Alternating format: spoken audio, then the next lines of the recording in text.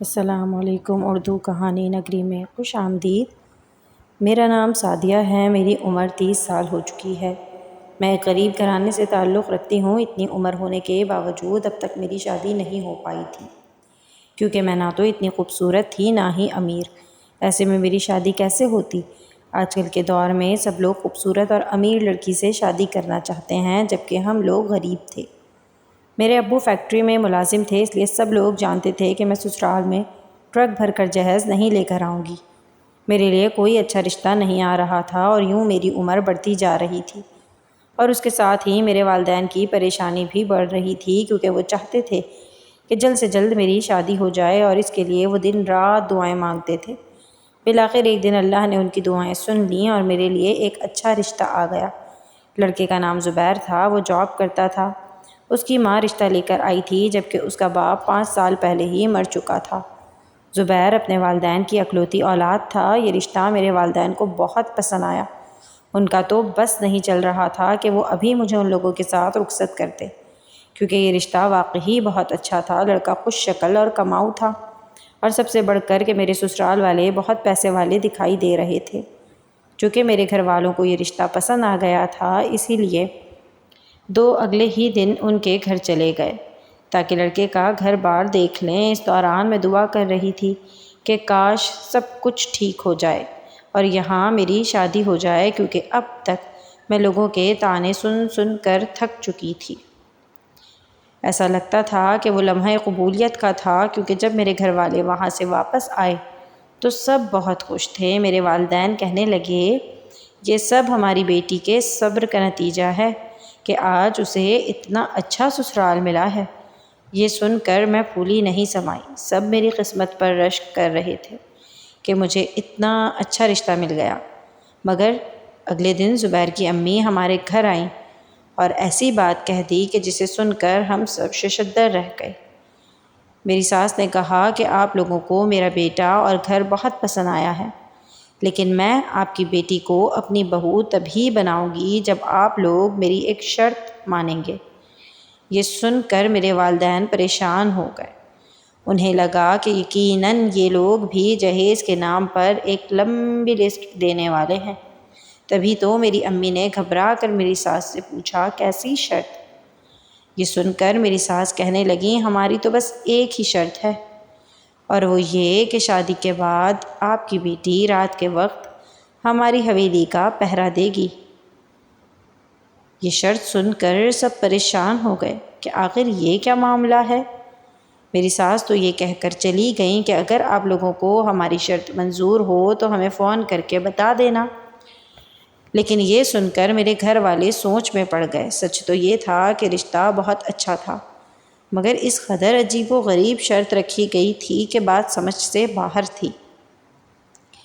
میرے والدین نے یہ بات میرے سامنے رکھی اور مجھ سے پوچھا کہ اب ہمیں کیا کرنا چاہیے۔ میں نے بھی ان کی اس شرط پر بہت غور کیا کہ آخر انہوں نے ایسی شرط کیوں رکھی ہے جس کا نہ کوئی سر ہے نہ پاؤں۔ لیکن اس سے پہلے کہ میرے گھر والے اس رشتے کے لیے انکار کر دیتے، میں نے گھر والوں سے کہہ دیا کہ مجھے یہ رشتہ اس شرط پر منظور ہے، اور میں نے اپنے والدین سے یہ بھی کہہ دیا کہ وہ میری شادی کی تیاریاں شروع کر دیں۔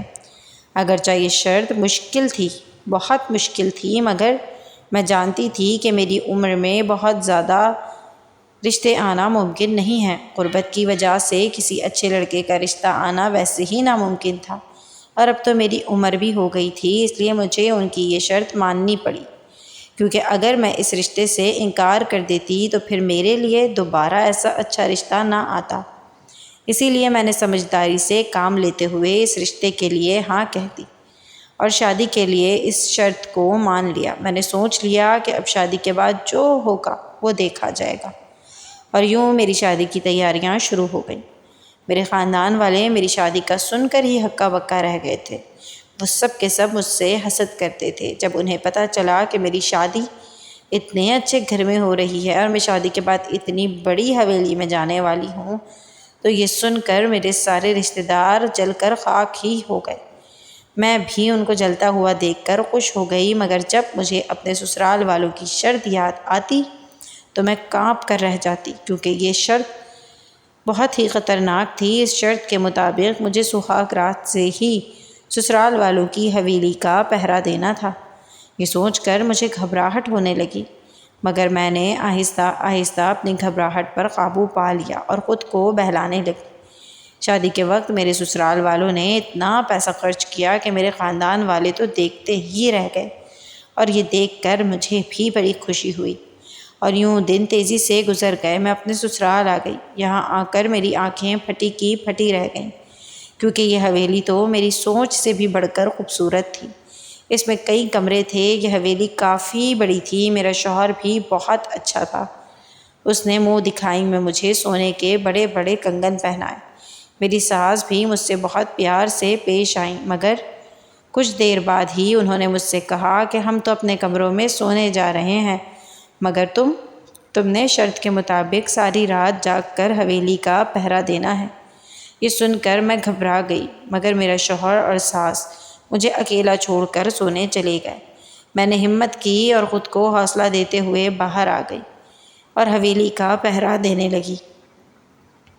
یہ میرا اس حویلی میں پہلا دن تھا، اس لیے مجھے بہت ڈر لگ رہا تھا، مگر میں حویلی کے اندر باہر گھومتے ہوئے سوچنے لگی کہ آخر اس حویلی میں ایسا کیا خاص چھپا ہے کہ یہ لوگ چاہتے ہیں کہ میں اس حویلی کا پہرا دوں۔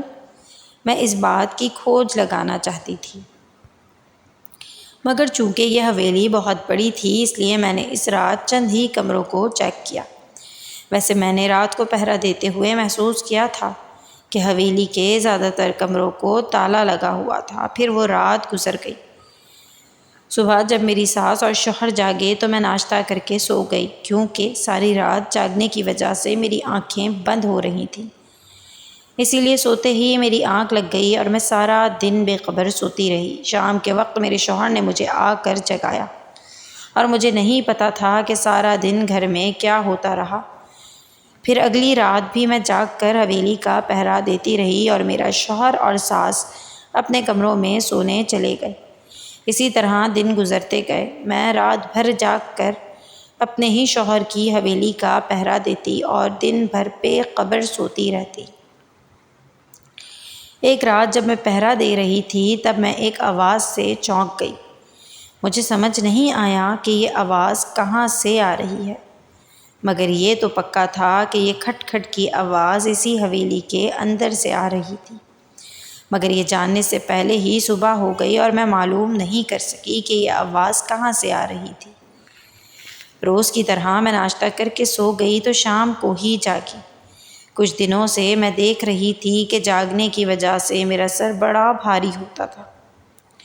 یوں لگتا تھا جیسے مجھے کسی نے بے ہوشی کی دوا پلا دی ہو، کیونکہ مجھے یہاں سسرال میں آئے اتنے دن ہو چکے تھے، مگر کبھی بھی میری آنکھ دن کے وقت نہیں کھلی۔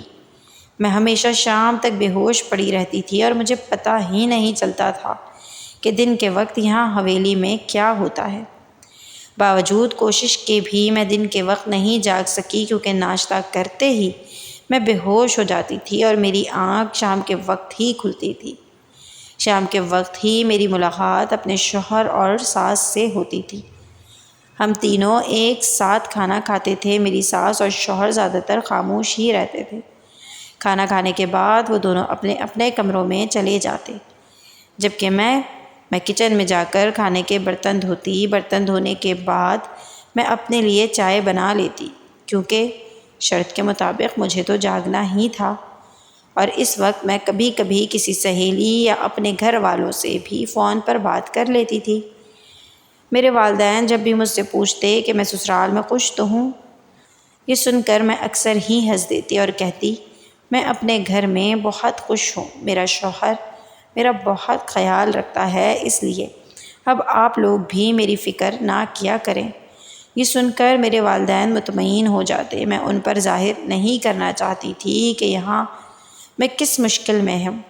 پہلی رات میں نے ایسے محسوس کیا تھا کہ جیسے یہاں حویلی سے کھٹ کھٹ کی آوازیں آ رہی تھیں۔ اس وقت مجھے لگا کہ یہ سب میرا وہم ہے، مگر جو وقت گزرتا جا رہا تھا یہ آوازیں تیز ہوتی جا رہی تھیں۔ کبھی کبھی مجھے لگتا کہ جیسے یہ آوازیں کسی کے چلانے کی یا پھر رونے کی ہیں۔ مگر اس حویلی میں ہم 3 لوگوں کے سوا اور کون تھا جو اس حویلی میں رہتا تھا؟ وقت گزرنے کے ساتھ ساتھ میرا شک یقین میں بدلنے لگا۔ پھر ایک دن میں نے سوچ لیا کہ میں پہرا دینے کے بہانے اپنی ساس اور اپنے شوہر کے کمروں کو لاک کر کے ان آوازوں کا تعاقب ضرور کروں گی اور دیکھوں گی کہ آخر یہ آوازیں کہاں سے آتی ہیں۔ لیکن اس کے لیے ضروری تھا کہ میرے پاس حویلی کے بند کمروں کی چابیاں بھی ہوں۔ مگر میں نے دیکھا تھا کہ یہ چابیاں میری ساس کے پاس تھیں اور وہ ہر وقت ان کو اپنے پاس ہی رکھتی تھیں۔ پھر ایک رات جب میری ساس کھانا کھا رہی تھی، میں نے ان کے پاس رکھی چابیاں چپکے سے اٹھا لیں اور ان چابیوں کی جگہ کچھ بیکار سی چابیاں رکھ دیں۔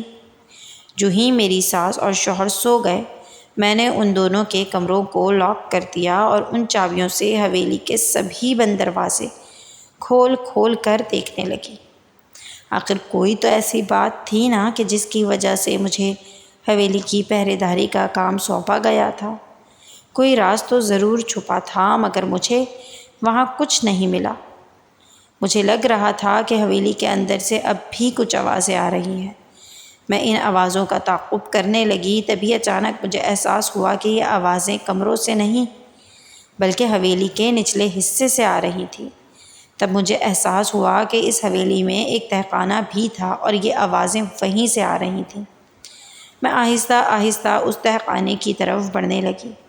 اگرچہ میرے دل کی دھڑکن بڑھتی جا رہی تھی، مگر میں یہ راز جان لینا چاہتی تھی کہ آخر یہ آوازیں کس کی ہیں۔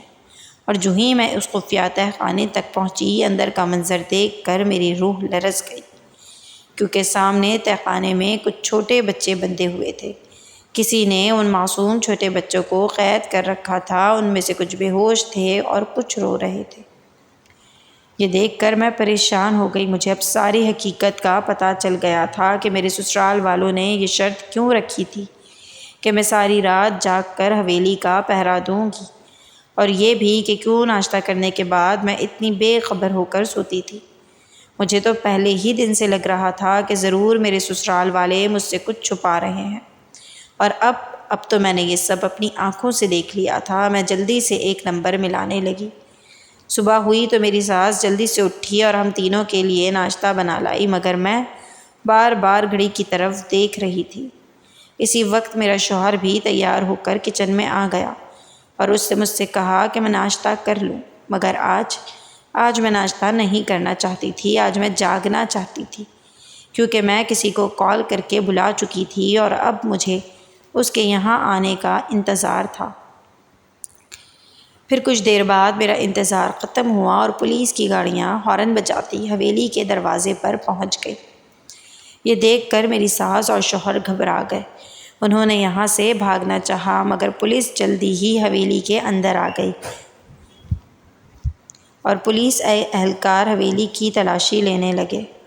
ارے آپ لوگ یہاں کیا کر رہے ہیں؟ میری ساس چلانے لگی، مگر پولیس اپنا کام کرنے لگی۔